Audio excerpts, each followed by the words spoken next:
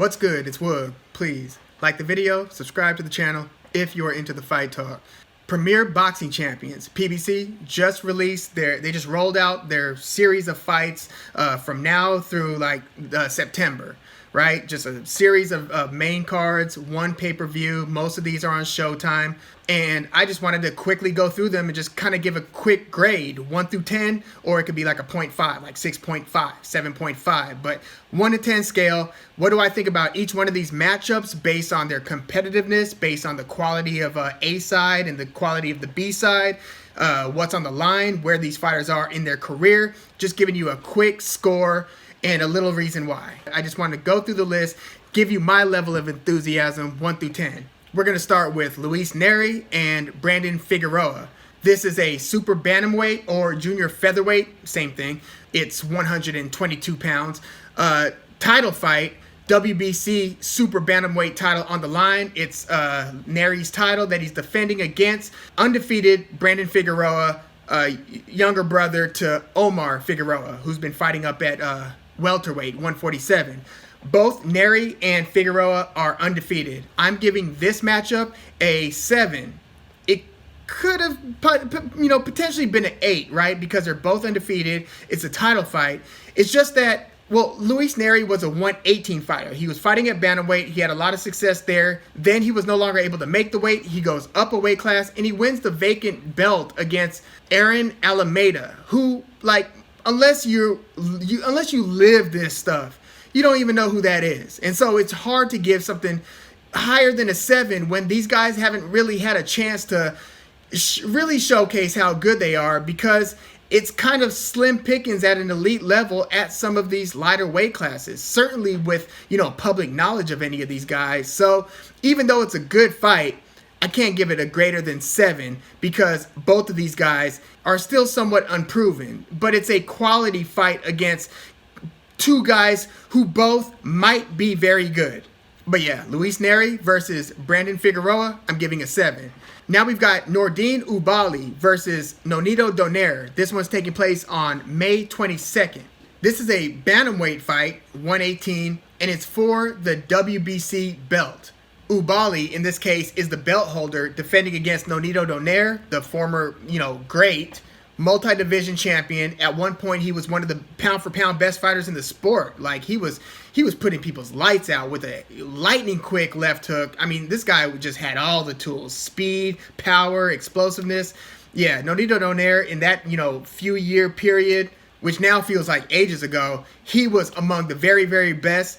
This is his first fight back since fighting current, pound-for-pound elite Naoya Inoue, who Donaire was surprisingly super competitive against. Inoue is still an undefeated champion, again, one of the pound-for-pound best, and this was the toughest fight that he had against a old Nonito Donaire. That was one of the fights of the year. That was actually my fight of the year for 2019. So this is Donaire's first fight since. And they've been trying to make this Ubali versus Donaire fight a couple times, and a couple times it just fell through. COVID, injury, I think.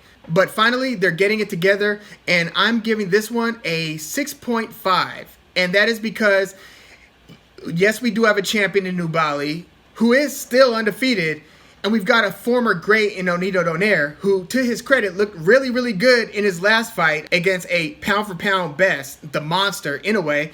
Much better than he looked a couple fights before that against the now newly retired Carl Frampton. But I'm giving this one a 6.5, basically because of where Donaire is in his career, and just the lack of accomplishments to this point for Ubali, even if he is a current belt holder who, to his credit, has defended the title successfully twice. So, am I showing a little weight class bias in this case? Maybe, just because it's not like defending your title successfully twice or 3 times in this division is as impressive as doing it at, welterweight or, middleweight, when the middleweight division is really popping or anything like that. But it's fights like these that Ubali needs to overcome for his name to then ring to where, the next fight he has might be a 7 or an 8 level fight out of 10.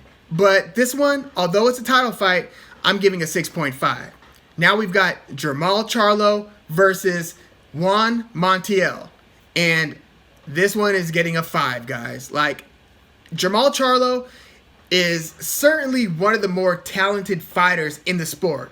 Just, I mean, pound for pound. I don't have him in my top 10. I have his brother Jermell Charlo at number 8 in my pound for pound top 10. Whole other discussion. We don't have to argue that one here, but I've got my reasons, good ones. But I've got Jermall Charlo, who most would probably rank as being maybe even better than Jermell Charlo. I've got Jermall at 14, and it's basically because of his lack of proven great opponents at middleweight. You know, he was killing it at 154. He was a belt holder there, beating some good fighters. And then he went up to 160, and his last fight was a quality fight, but the 6 before that, not so much. You know, he was beating like Dennis Hogan, who we just saw Costa Zoo's son, Tim Zoo, knock out a few weeks ago. But since then, you know, Jermall Charlo, to his credit, in a very, you know, I had it as a, I don't know who's going to win this fight type of fight versus Sergey Derevianchenko, the guy who I thought beat Triple G, Gennady Golovkin. Jermall Charlo looked much better against Derevianchenko than Triple G did. So I'm like, damn, okay. That was arguably Jermall Charlo's most significant win to date. Definitely one of the few. And Jermall Charlo is still undefeated, but who the hell is Juan Montiel? And why the hell is Jermall Charlo fighting him? I get that, like everybody, you know, Charlo's kind of Canelo hunting. Everybody's Canelo hunting. Up at 168, they're doing it. And at 160, they're still doing it. Even though Canelo has no plans on coming back to 160. Like, Triple G is kind of putting his career, in a sense, on pause, hoping for a Canelo trilogy fight, when Triple G should really be fighting Demetrius Andrade. But it's like, come on, guys. Like, you mean to tell me Jermall Charlo couldn't fight maybe like Chris Eubank Jr., Ryota Murata, who's the current WBA belt holder, since the WBA finally stripped Canelo of his kind of like super champ status because he had been inactive at middleweight for a while? I get that Murata's at top rank, so, you know, that probably doesn't work out. You know, PBC tends to pay their guys a lot more than Bob Arum in top rank seem to. So maybe that fight doesn't work out right now. And, you know, to Jermall Charlo's credit, he did just beat the number 4 guy, according to Ring TV, in the division in Sergey Derevianchenko. So maybe it's becoming kind of like slim pickings at middleweight at this time. But man, you're going to really give us somebody that barely anybody's ever heard of. I mean, Montiel's last win was against James Kirkland, who is like, you know, so over the hill. If you've seen that fight, it's just sad to see James Kirkland in that state. And then before that, Montiel fights to a draw with Hugo Centeno Jr., who, you know, Jermall Charlo pretty much dominated and stopped. Montiel also got knocked out by Jaime Munguia, one of the surging, promising fighters at middleweight. I mean, Jaime Munguia is the type of guy who I'd like to see Jermall Charlo fight. Like, and even if it's not like somebody in the top 8 to top 10, we got to get something better than Juan Montiel. And I'm not declaring that this isn't going to be a good fight. Like, I'm just saying on paper, I'm looking at the matchups, and I'm just saying, no, this is a damn 5. Like, the guy's 22-4 with 2 draws. He's not even remotely close to one of the names that come up when you think about promising guys and just guys you've got to see at 160. So this feels like a space filler, maybe because his last opponent was so rugged and tough and durable, you know, Derevianchenko, that this is kind of like okay, maybe you got like the tough fights, and then in between the tough fights, you're going to have a fight like this. Maybe that's what's going on in this case, but yeah, on its surface, this is a 5. I am not looking forward to Jermall Charlo versus Montiel. I'm not circling the damn calendar for this one. Next, we've got a pay-per-view. Gervonta Tank Davis versus Mario Barrios. This one was pretty confusing, right? Because I see the name, I'm like, wait, where have I heard Mario Barrios? Wait a second, he's at 140, right? It's like, we've got the 130-pound WBA champ, super champ, Gervonta Davis, who has also fought once at 135, and I think most want to see him continue at 135. So we see him fighting not Oscar Valdez, who just, you know, upset Miguel Burchelt. Not Jamel Herring, who just beat and retired Carl Frampton. Not, Jojo Diaz, who just fought to the draw with Rakhimov. Not Tevin Farmer. Not any of these guys at 130. Not Shakur Stevenson. And then if you look at 135, he's not fighting Devin Haney. He's not fighting Ryan Garcia, who, called him out to the high heavens. He's not fighting Teofimo Lopez or Vasil Lomachenko or Nakatani, Richard Comey. None of these guys.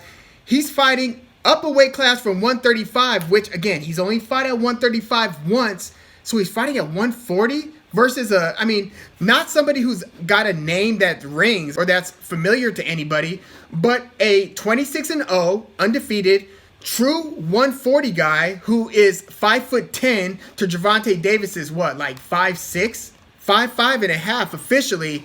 So he's given up a lot of size to this guy. And, we saw Gervonta Davis before his devastating knockout, one of the knockouts of the year, against Leo Santa Cruz, who really wasn't a 130 guy himself, but Leo Santa Cruz gave Gervonta Davis a lot of issues with his boxing, with his volume, with his pressure. It was looking like a very interesting, pretty even fight until that devastating uppercut knockout. So it's like, okay, we know that Gervonta Davis at 130 has a nuclear bomb of a punch. 135, we're not as sure. He's only fought Gamboa there, and it almost went the entire distance. Gamboa had to damn near tear his Achilles, supposedly, before he was stopped. He was dropped a couple times late, and, Gervonta Davis closed his show, but it's not like he appeared to have the same nuclear bomb at 135 that he had at 130, and he was fighting a 38, 39-year-old Gamboa. So now he's fighting a 25-year-old Mario Barrios at 140. And the way I'm analyzing this choice of opponent is because Mario Barrios holds a bogus WBA title, a lesser title. No knock to Barrios. It's through no fault of his own. He's just coming to fight and doing his job. It's these damn sanctioning bodies who keep on giving these meaningless belts, like poor Devin Haney is saddled with a WBC that nobody wants to challenge for. Great. But Mario Barrios has a belt, technically. The real WBA champ at 140 is Josh Taylor. But if Gervonta Davis beats Mario Barrios, he could then say, hey, I'm a however many division belt holder champ. I'm a 3-division belt holder, 5-division belt holder. I forgot exactly what it was. I know he's got a belt at 130. I think he might have had one at 126. No. So in that Gamboa fight, he actually won a belt. A belt was on the line for his debut at 135. Versus a 38-year-old who was not the WBA champ, but they put a vacant belt on the line there. So Gervonta Davis currently has a 135 belt and an actual, legitimate, strong 130-pound belt. And now he's fighting for a weak-ass belt at 140. So he could technically say he's a 3-division belt holder when truly he's only been the man in one division, and that's 130, not even 135. But, size-wise, weight-wise, this is uncharted territory for one of the most exciting and explosive and promising fighters in the sport, legal issues aside, which is a whole other frustrating can of worms. We'll see where that leads to. But I currently have Gervonta Davis at number 17 on my pound-for-pound list. And it's because of the kind of fluctuation between 130. 130, he's solid. And if he just wanted to campaign there and actually beat another one of the top guys right now at 130, I would have him higher up. If he goes to 135 and beats one of these big major guys at 135, I'd have him higher up. But he has beaten Pedraza. He has beaten Santa Cruz, even though, again, I think Santa Cruz was kind of a fish out of water a little bit at 130. But the idea of, Gervonta Davis competing at 140 is an interesting one, which is why I have this fight as a 7.5 out of 10, interest-wise. Also, with the Gervonta Davis matchmaking, I was kind of thinking and wondering what they were going to do with him, because PBC is very strong in certain divisions. PBC is great at 147, even though, the fact that Spence and Crawford's not getting done just leaves such a rotten taste in my mouth. But they have 80-90% of the elite talent at 147. They're pretty dominant at 154. But at 130, 135, it's pretty slim pickings for PBC. And so I was wondering, like, who the hell are they going to have Gervonta Davis fight? Because we're not seeing a lot of cross-promotional PBC versus another, a non-PBC fighter. We're not seeing a ton of that. So I was wondering, what are they going to do with Gervonta Davis, who seems like he's kind of suffering because he's with PBC? Not financially. I'm sure he's breaded. But just in terms of getting the fights that matter made, I thought that he kind of suffered a little bit in the same way that I think right now Jamal Charlo at 160 is kind of paying the price. So that answers that question. They're going to have him fight in a division that he's never competed in to increase the interest level that way. So we'll speed it up a bit for these last few. We've got Erickson Lubin versus Jason Rosario. Erickson Lubin has won all of his fights except for that devastating one-punch knockout against Jermell Charlo. And Jason Rosario has lost a couple times, but most recently to Jermell Charlo.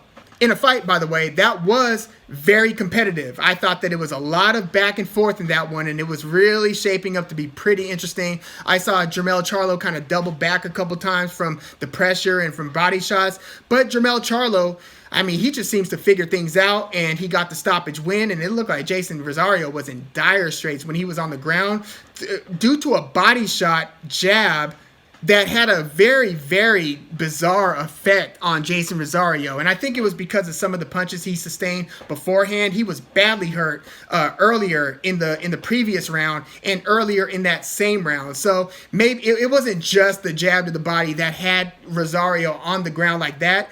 I think that, the stage was more or less set by a lot of the damage that Jermell Charlo had inflicted prior to that actual knockout. But Jason Rosario is returning to the ring against Erickson Lubin, and man, this is actually a pretty good one. I think I'm giving this one a 7.5. Erickson Lubin, this is probably his best opponent aside from Jermell Charlo. You could say maybe Terrell Goucher. I don't know who's better between Goucher and Jason Rosario. I know who hits harder though.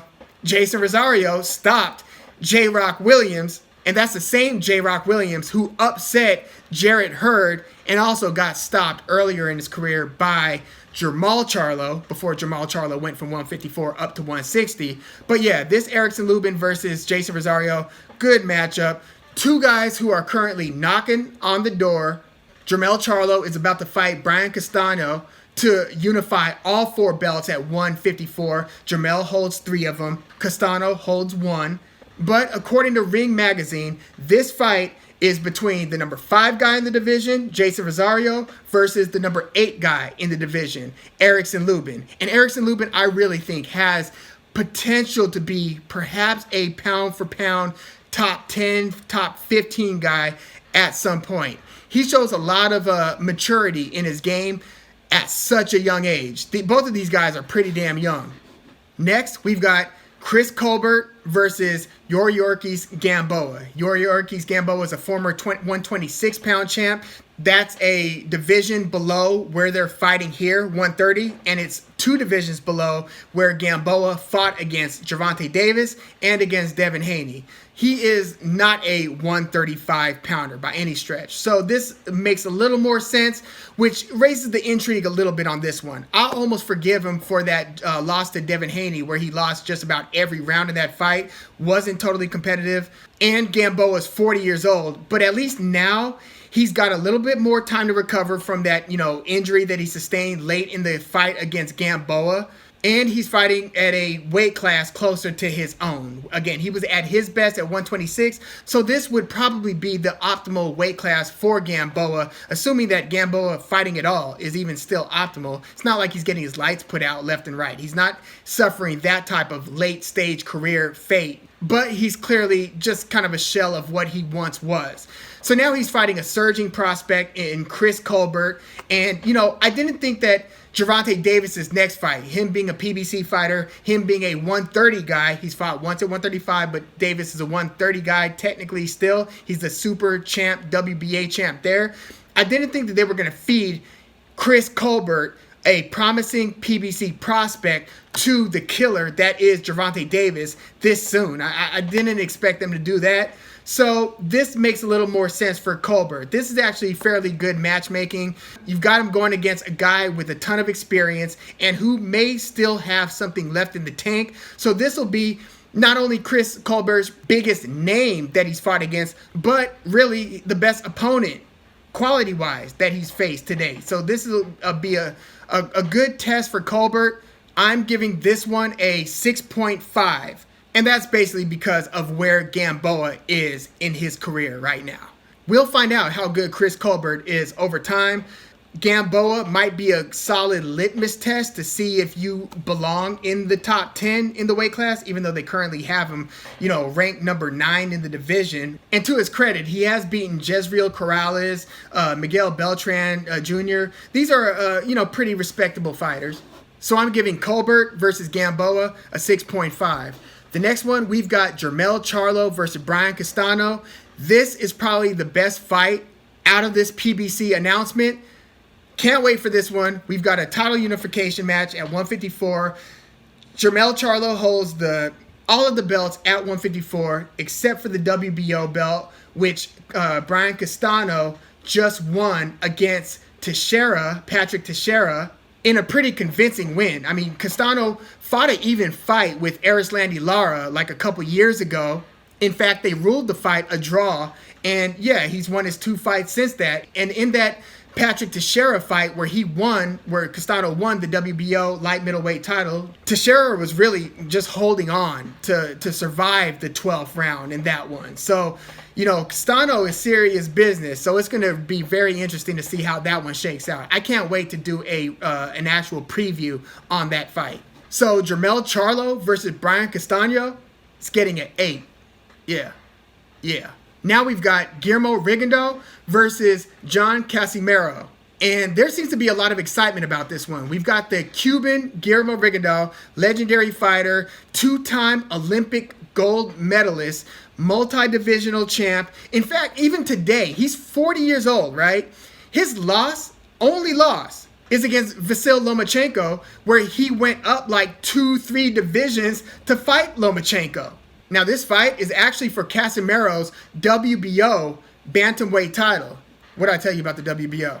It's Cassimero, not Rigendo, who's putting the belt on the line. And I'm giving this one, even if it involves a legend in Rigendo, 40-year-old legend in Rigendo, who's fighting for the title. It's hard for me to give this anything higher than a 6.5 because Rigendo has fought only 3 times in the past 4 years and is now 40 years old.